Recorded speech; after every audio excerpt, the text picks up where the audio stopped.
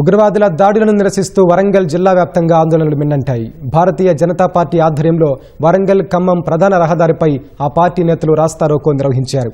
కశ్మీర్ సందర్శనకెళ్లిన పర్యాటకులపై విచక్షణారహితంగా కాల్పులు జరిపిన ఉగ్రవాదులకు వ్యతిరేకంగా నినాదాలు చేశారు. దాడులకు పాల్పడిన వారిని కఠినంగా శిక్షించాలని డిమాండ్ చేశారు. ఉగ్రవాదుల కాల్పుల్లో మరణించిన పర్యాటకులకు నివాళులర్పించారు.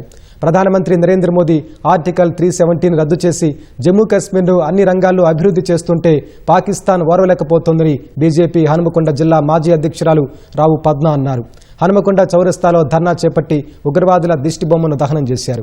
ప్రధాని నరేంద్ర మోదీ నాయకత్వంలో ఉగ్రవాదులకు తగిన గుణపాఠం చెబుతామని హెచ్చరించారు.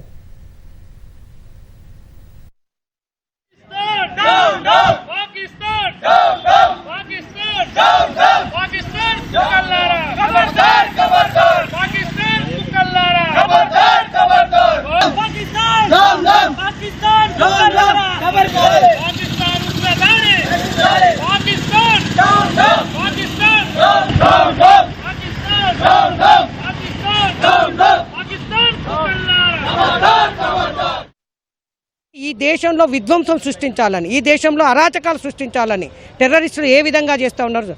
నరేంద్ర మోడీ గారు అధికారంలోకి వచ్చిన తర్వాత 370 ఆర్టికల్ తీసివేసి జమ్మూ కాశ్మీర్లో రోడ్లు కానీ ట్రైన్ వేస్ కానీ ఈ విధంగా అభివృద్ధి చేస్తూ ఆర్థిక వ్యవస్థను బలపరిచి ఏ విధంగా చేస్తున్నారో మనం చూస్తూ ఉన్నాం. అక్కడ యువకులు కూడా రాళ్ల దాడిలను, బాంబుల దాడిలను వదిలేసి స్కూళ్లకు, కాలేజీలకు వెళ్తూ ఇవాళ జమ్మూ కాశ్మీర్ బాగుపడుతూ ఉంటే ఈ టెర్రరిస్టుల దాడి అనేది ఏ విధమైన సంకేతం తెలుపుతూ ఉన్నదో మనం చూస్తూ ఉన్నాం.